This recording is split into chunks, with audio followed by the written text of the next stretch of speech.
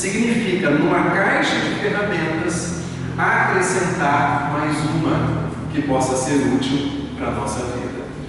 Novamente, a página do Emmanuel: venha a um lugar à parte no país de ti mesmo, a fim de repousar um pouco. Esquece as fronteiras sociais, os controles domésticos sobre filhos, sobre esposa, sobre marido, sobre cachorro, sobre periquito, papagaio, as incompreensões dos parentes. Ou seja, esquece as mágoas, os ressentimentos, os assuntos difíceis, os problemas inquietantes, as ideias inferiores. Meditar também não é não pensar em nada. Eu não conheço alguém que consiga não pensar em nada. Mas é uma outra proposta, é uma outra maneira de lidar com os pensamentos. O que é, então, meditação? E aqui nós temos um garoto nessa posição tipicamente oriental. Mas César, eu não consigo sentar desse jeito, não tem problema. Você pode sentar nessa cadeira, dessa maneira, e meditar. Você pode meditar, inclusive, como falamos, caminhando, lavando louça, e pode meditar deitado, tendo cuidado para não dormir. Entendeu? Então não é preciso. Há um livro clássico, fundador do yoga ou da yoga. As duas maneiras estão corretas para a gente se expressar. Há um livro clássico que ele dá toda a fundamentação das diferentes yogas. Chama-se os Yoga Sutra de Patanjali. Patanjali é quem dá todo o referencial teórico para a prática da yoga. E ele diz lá textualmente que o mais importante para quem medita, para quem faz yoga, não é a posição do corpo. O mais importante é a posição da alma. O que nos faz lembrar Vitor Hugo em se referindo à oração. Vitor Hugo diz assim: quando uma alma ora com sinceridade, o que menos importa é a posição do corpo, porque ela sempre estará de joelhos. A alma sempre estará de joelhos quando ora com sinceridade. Porque se fosse assim, o paralítico que não pode ajoelhar, como ficaria a oração dele? O tetraplégico que não tem como sentar, apoiar as mãos, como é que fica a oração dele? Então a oração é o impulso do coração, é o impulso da mente, da alma. Tá? O que é meditação? Vem do latim meditare, e significa voltar-se para o interior, entrar em introspecção. Gente, isso aqui vai na contramão dos ensinamentos espíritas? Há alguma colisão, algum choque? Quando Santo Agostinho propõe na questão 919, ao final do dia fazer um balanço das nossas atividades, e como se faz esse balanço? Se aquietando, promovendo uma reflexão, nos conectando, passando em revista com o que fizemos, deixamos de fazer, voltarmos para o nosso mundo interior. É o sentido da palavra meditação. Joana de Ângeles, no livro Plenitude: a meditação é a aplicação da concentração na busca de Deus. Busca de forma interior, com determinação e constância. Seu objetivo único é o de atingir o fluxo divino e conhecer Deus, senti-lo e alimentar-se da sua energia. É o estado de quietação mental. Bom, se eu entendo que Divaldo Pereira Franco é um médium sério, idôneo, se eu entendo que Joana de Ângeles é um dos espíritos da codificação, com duas mensagens estampadas em O Evangelho segundo o Espiritismo, com o pseudônimo de um espírito amigo, a mensagem, a paciência, e dar-se-á ele tem. Se eu entendo que é um espírito de alta elevação espiritual, e se ela vem, através deste médium sério, de uma vida ilibada, recomendar a meditação, então ela está de acordo com Leon Denis e ela está de acordo com Kardec quando diz que não é passar a vida inteira, mas é ter momentos. Concentração na busca de Deus. Mas essa concentração não é a concentração de quem está tentando resolver um problema de matemática. É uma concentração relaxada. É uma concentração sem contração muscular. É uma concentração que nos faz ter foco. É diferente. Não é aquela concentração de quem vai levantar um peso na academia. Não tem nada a ver. É um outro tipo de concentração, acessível para todos nós. Os Espíritos afirmam que os Espíritos superiores conhecem a Deus, mas nós podemos sentir Deus. Eu me recordo da nossa irmã Darcy Neves Moreira, que um dia disse numa palestra, assim, nem mudou, que um momento da vida dela em que ela sentiu muito a presença de Deus foi quando ela estava no terreiro de Umbanda. E através dos cânticos, aquilo mexeu de tal maneira com ela, e percebendo que não havia nenhuma contradição entre tudo que ela havia aprendido do Espiritismo e aquela manifestação cultural, religiosa, sincrética, ela foi tomada por ela não incorporou, não baixou ninguém, mas ela foi tomada por uma emoção tão grande que para ela a percepção da presença de Deus naquele instante foi uma coisa muito nítida, muito visível. E isso pode se dar no centro espírita, pode se dar numa viagem que façamos, na contemplação do lago de Miguel Pereira, diante do mar e dentro da nossa própria casa, através de alguns minutinhos da prática meditativa. Quietação mental. Como anda a nossa mente? Dizem os orientais que a nossa mente é como um macaco louco e inquieto, mas que esse macaco, além de louco e inquieto, ele foi picado por um escorpião. E além de ter sido picado por um escorpião, ele se encontra trancado num quarto cheio de objetos de porcelana.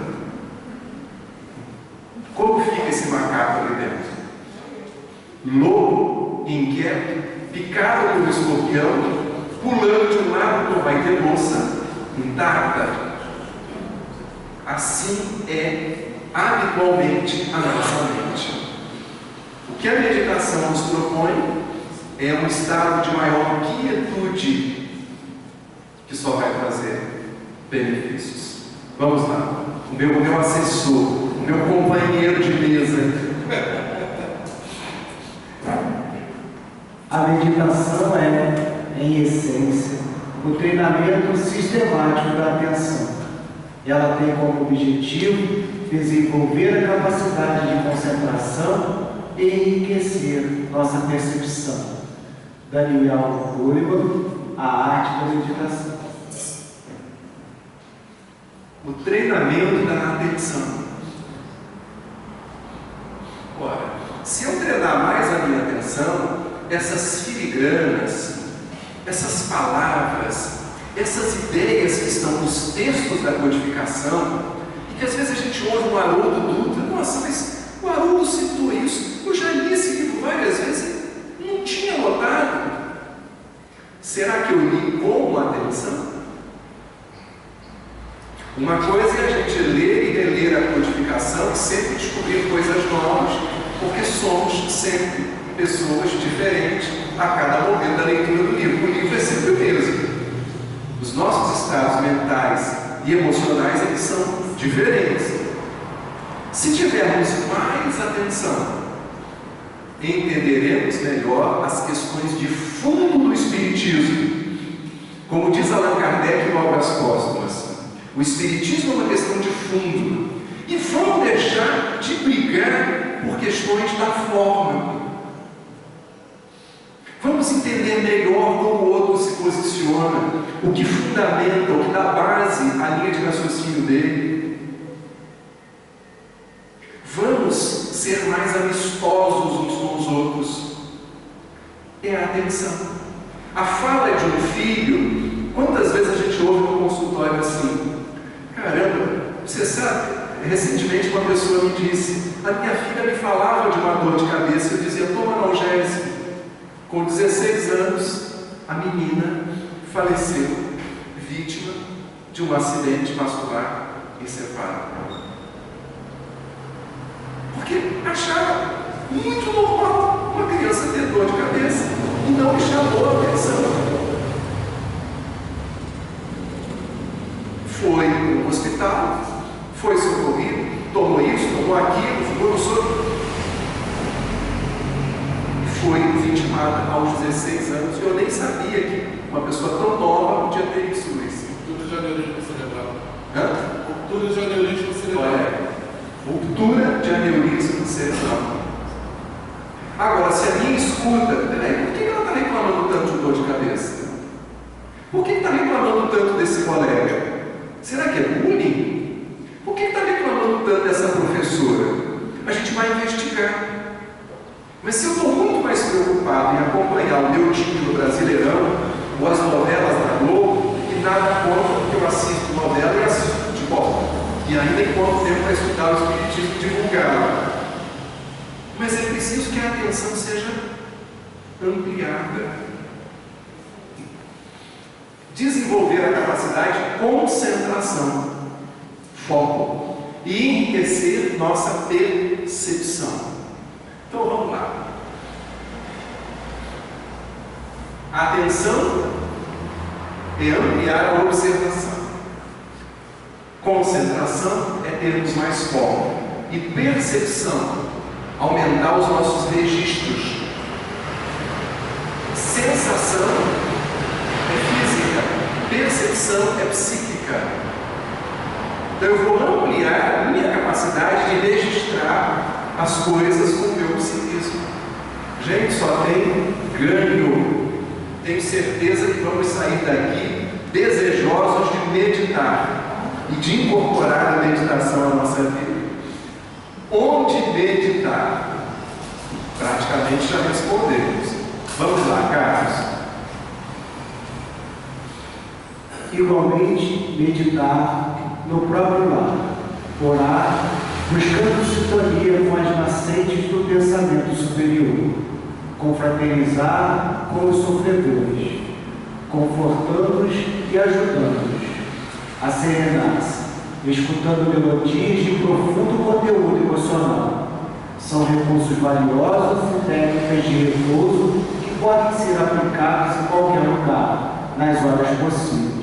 Divaldo, Joana, Jesus e Atualidade. No próprio lar, também orar, buscando sintonia com o pensamento superior, buscar os necessitados, asserenar-se, escutando melodias de profundo conteúdo emocional. Então daqui para frente nós só vamos ouvir música instrumental? Não necessariamente. Há músicas clássicas que narram tragédias, embates. Então eu devo achar que música clássica é sempre um modo de elevar a vibração do ambiente. E nem toda música é instrumental. Uma vez eu fui num centro espírita e no que entrei, estavam tocando músicas de Simone, músicas gravadas por Simone, do cancioneiro de Aldemar Dutra.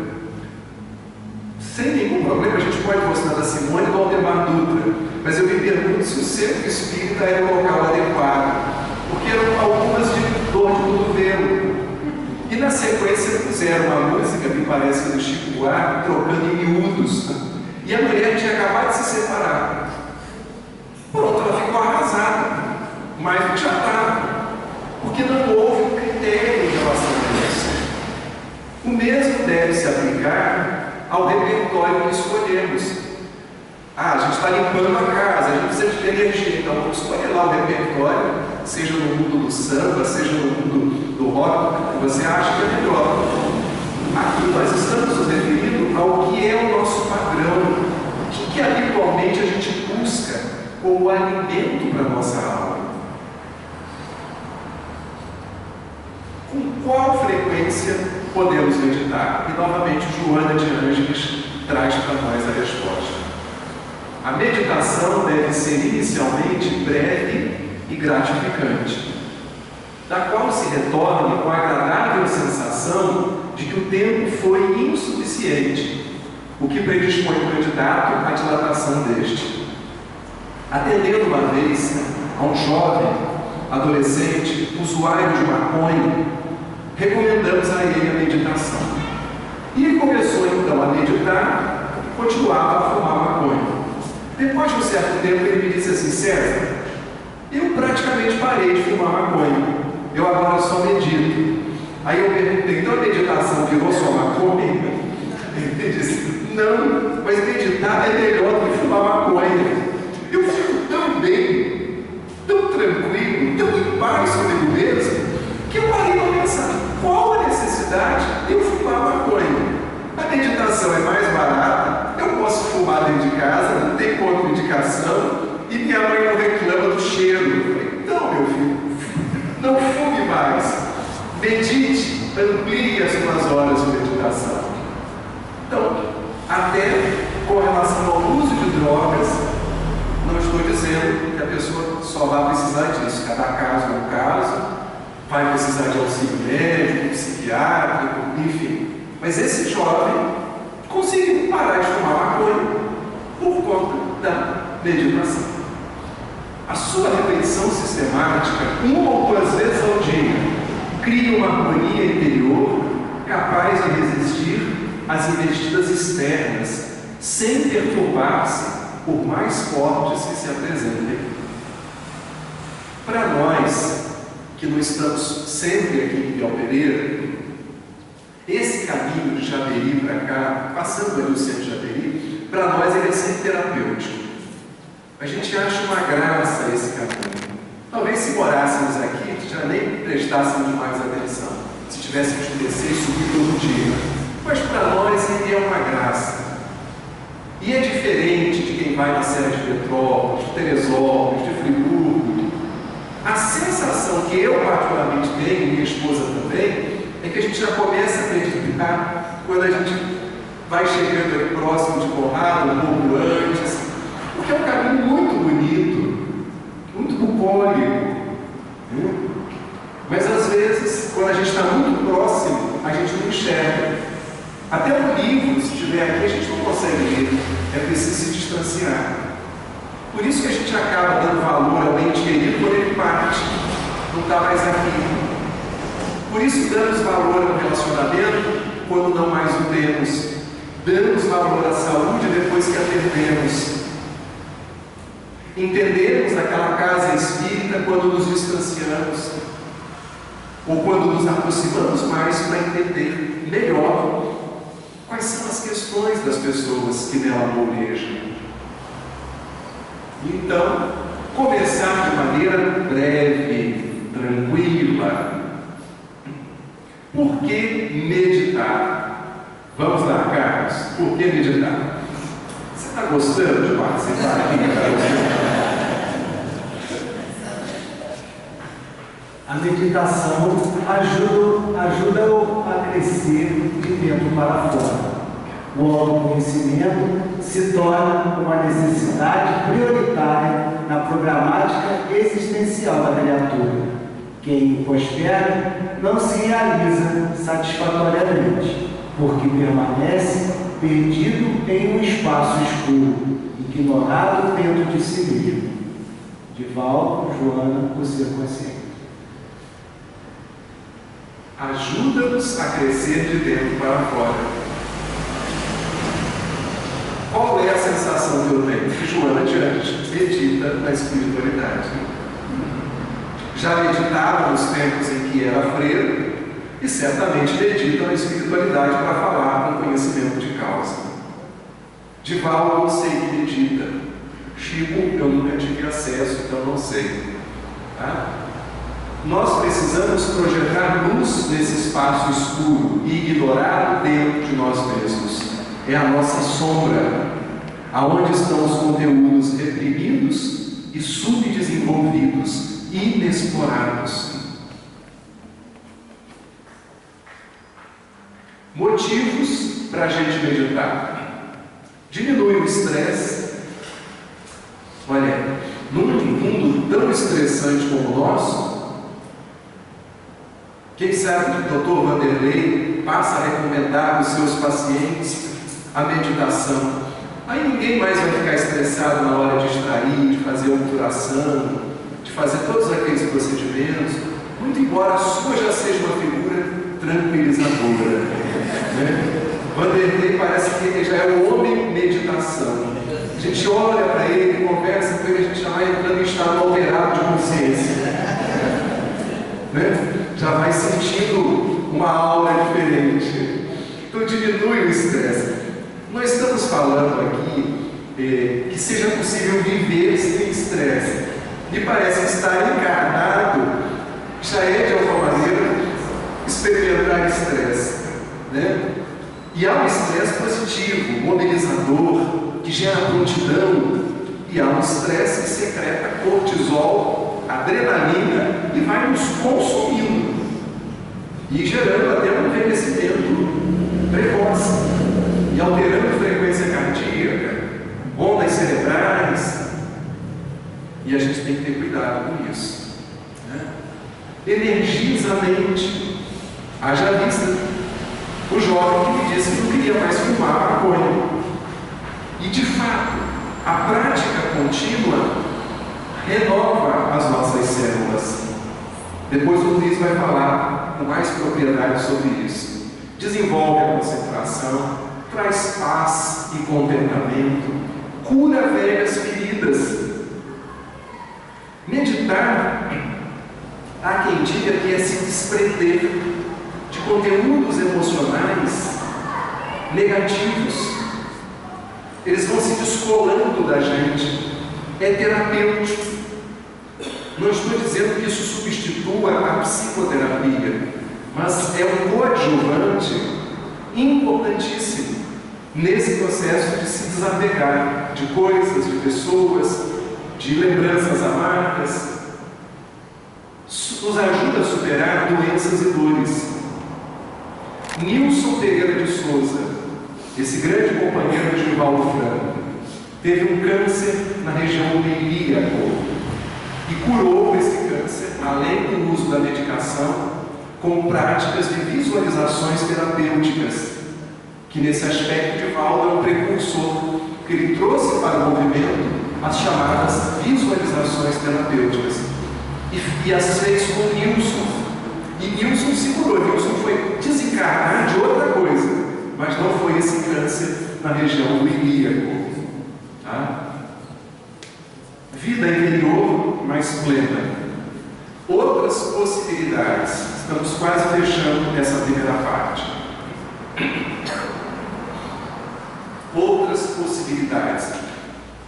Se encontra no livro Impermanência e Imortalidade, de Carlos Torres Pastorino, o mesmo autor de Minutos de Sabedoria. Pastorino, para quem não sabe, era padre, foi estudar no Vaticano, numa universidade do Vaticano, e nesta época Gandhi ainda estava encarnado e foi visitar o Papa. E o cerimonial do Vaticano exigiu que Gandhi usasse terno e gravata. E Gandhi se recusou, não se avistou como Papa, e nesse instante Pastorino, dito pelo filho dele, professor universitário, pensou assim: então se Jesus Cristo voltasse com as mesmas vestes, o cerimonial do Vaticano exigiria terno e gravata de Jesus Cristo. Rompe com o catolicismo e passa a se dedicar ao espiritismo. Era poliglota, falava várias línguas, inclusive quando Divaldo recebe o primeiro livro do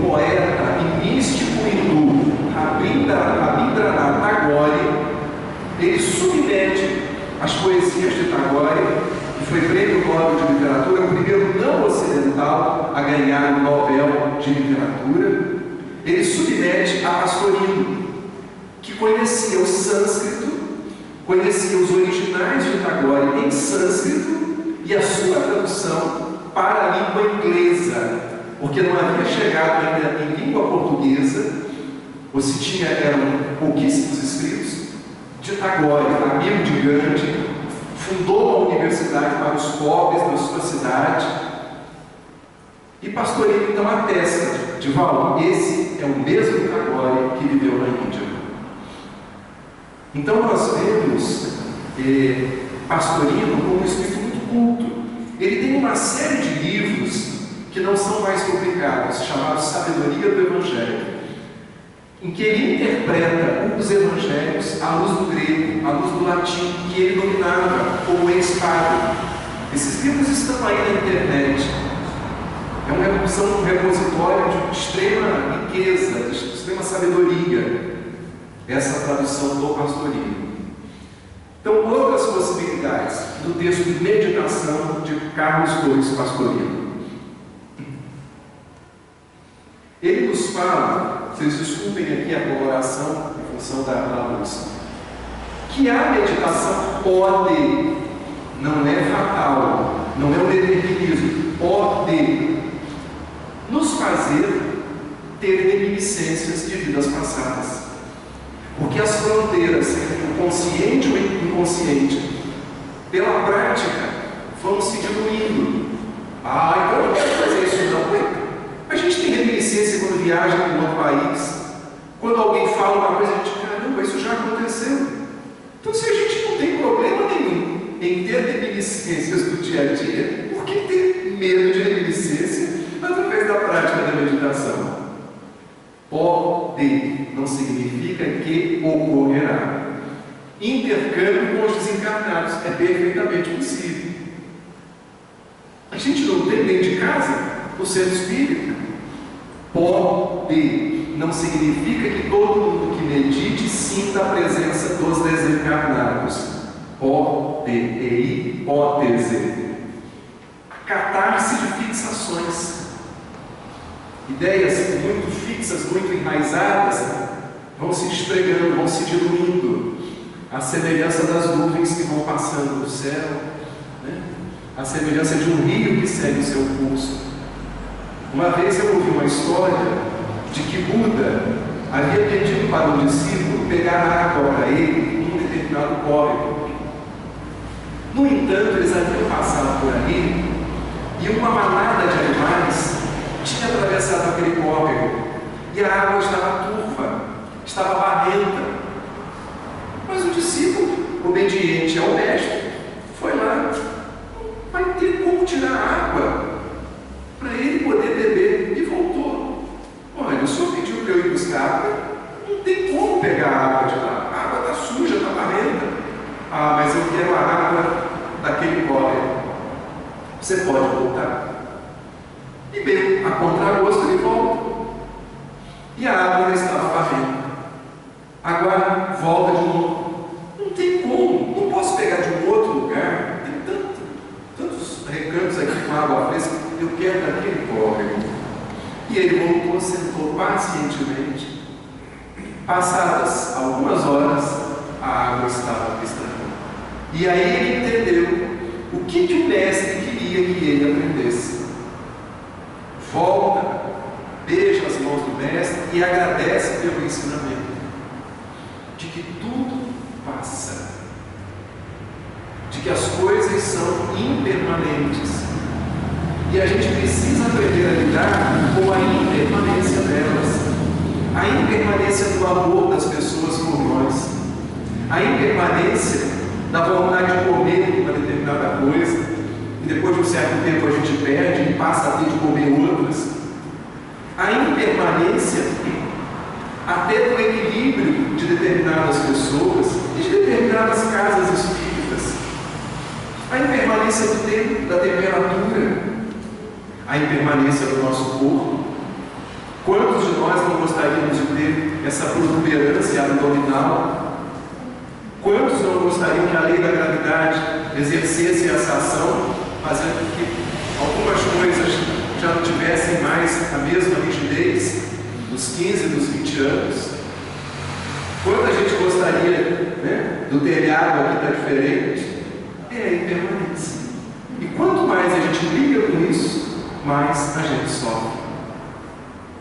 E pode acontecer em quem já tem a predisposição, pode, mas tudo vai depender também do tipo de prática, porque são inúmeras as práticas meditativas.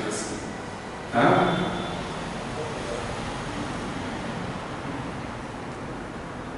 Mudança de campo vibratório, consequentemente, liberação de processos obsessivos. Liberação de uma aproximação, de uma ligação visceral desse obsessor. Claro que ele vai continuar a espreitar, aguardando um momento, porque a causa não foi removida. Mas energeticamente, não vamos sentir mais aquela presença com tanta frequência ou do modo como ela se apresentava. Mas ainda assim é necessário que haja um diálogo e que haja, sobretudo, uma mudança interna no obsidiário, para que haja o término do processo obsessivo, sobretudo de auto-obsessões pelas ideias que vão saindo e repaginando a nossa mente. Então, em alguns casos, quem está falando, gente, é um desencarnado, estudioso do espiritismo e de processos obsessivos. É o pastorinho quem está falando. Que pode acontecer. Não significa que todo mundo que medita está livre, leve, solto. Não é isso. Tudo entra no campo das probabilidades. Fortalecimento da imunidade e uma aura de serenidade. Vamos passar aqui então para a volta, Kardec volta, para a gente encerrar então a nossa primeira parte. O Espiritismo, marchando com o progresso, jamais será ultrapassado, porque se novas descobertas demonstrassem estar em erro sobre um certo ponto, ele se modificaria sobre esse ponto. Se uma nova verdade se revelar, ele a aceitará.